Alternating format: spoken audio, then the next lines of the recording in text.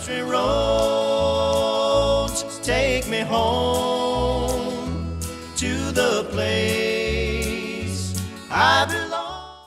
I answered the phone in my bedroom. It was Arnie, Brandon's dad. He sounded tense as usual. So, are you going to tell me what happened out there? Out there was an outdoor basketball court in Austin in August. It was hot. I'd taken Brandon, Connor, and CJ out there to do exercises. They were my roommates, sort of. At that point, I'd been working at the group home for almost 3 months. Before that, I'd been traveling and writing for almost 2 years. I'd quit my job as a teacher and moved to India, where I had volunteered long-term at Mother Teresa's Home for the Dying. I'd written a blog and drafted a novel and grown a big, beautiful, disgusting beard. And if it sounds like I was somewhat lost, it's because I was. I was searching for something, and I didn't really know what. I knew I wanted to write, and I wanted to help people, and I knew I wanted to try something other than teaching. When I was ready to come home, in other words, when I ran out of money, a steady job serving adults with special needs seemed like the answer. After all that searching, I felt like I'd finally found what I was looking for. I applied to be a live-in manager of a group home for developmentally disabled adults, and my heart swelled with purpose. This was the next step. This was meaningful and good. This was my path. I met the guys for the first time during my second interview. CJ wore a floppy, dirty t-shirt and a hearing aid and didn't look at me when he shook my hand. Connor said he liked my haircut. He smiled and farted and held my hand in his big paw. "You look like a Marine," he said, just like my dad. My dad's 6'4". And then there was Brandon. He wore cowboy boots and jeans and a red polo shirt. He said, "Hello, and how are you?" And he grinned. His ears were set low on his head, and he rubbed his hands together while we talked. My bedroom in the group home was big. My closet was huge. It was weird that I lived at work, and the guys were definitely challenging. CJ was paranoid, Connor was impulsive, and Brandon was dishonest. But the job was practical and noble. I had time to write, and I was serving others. I was doing what I felt called to do.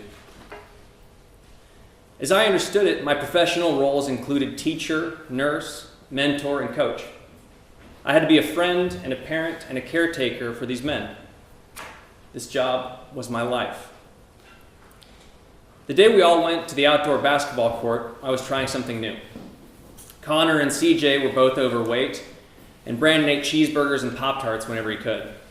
He even crumbled chocolate chip cookies into his cereal, which is actually pretty good.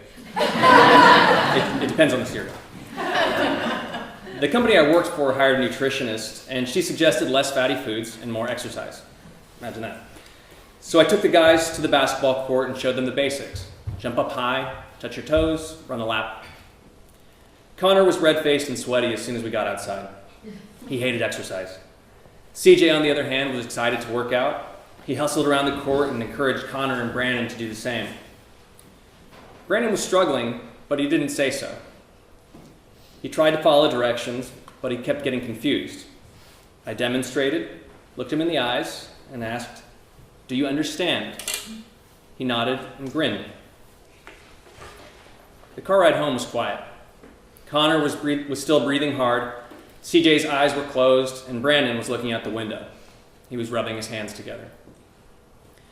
When Arnie called, I wasn't surprised, and when he sounded tense, I wasn't worried. I just answered his question. "Yeah, we exercised for a little while. It was pretty hot. I guess I was a little rough on them." Arnie struggled to respond. "Do you think there's any reason at all, ever, for you to be rough with these boys?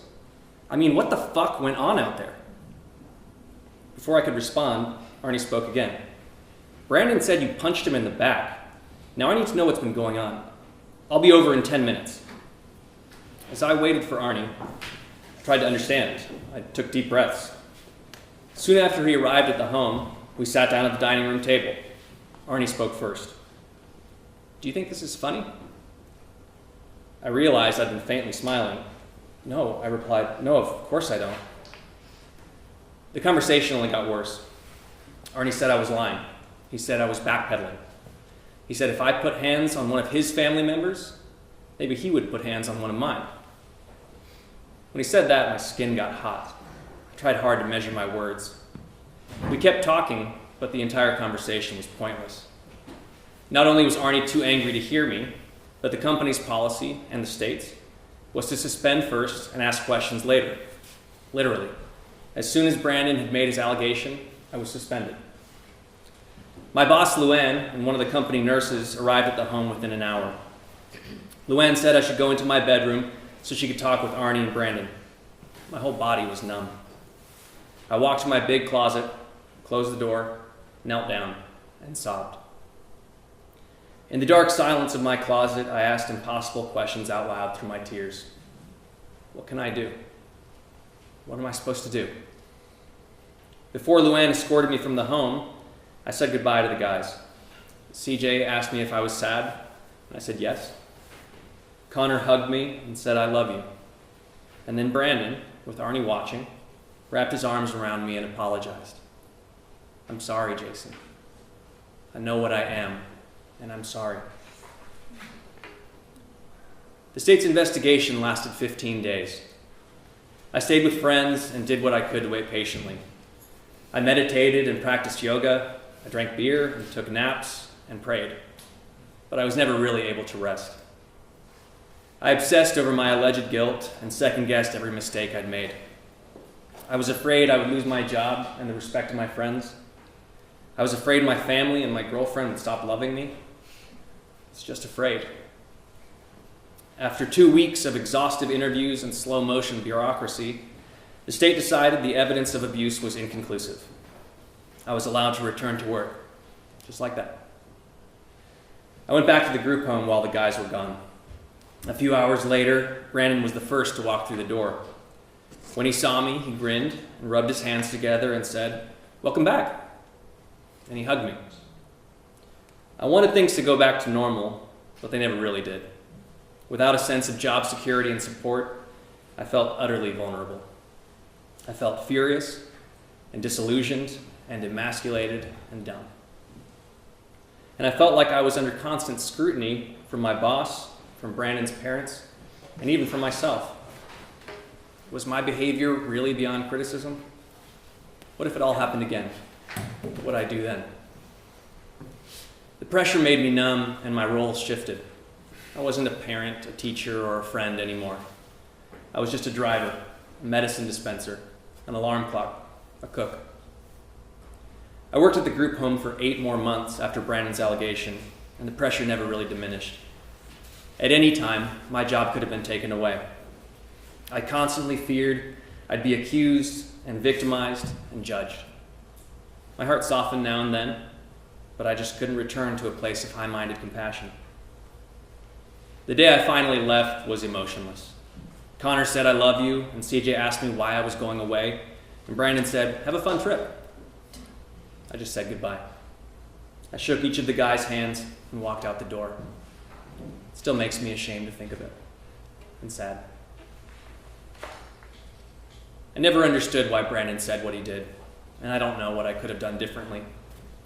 It's surreal to remember the group home now. Because I was so busy protecting myself, I stopped feeling a lot of what was happening then. That life seems weirdly false, which thankfully makes this life seem more real. I feel things differently now. And these days, I'm remembering what I'm good at. I'm still writing, and I'm back in the classroom. Thinking about the group home now, I sometimes wish I'd learned more about my profession and my purpose. Maybe I was in the wrong place from the start. Maybe I'd been a teacher and a writer all along, and I just got confused. Things aren't perfectly clear yet, and I still don't really know if there was a distinct lesson I was supposed to learn.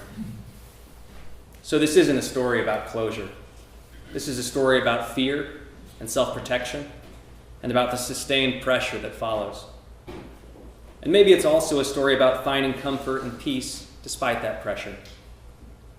Maybe it's a story about being caught in a moment, and about moving on, and about release.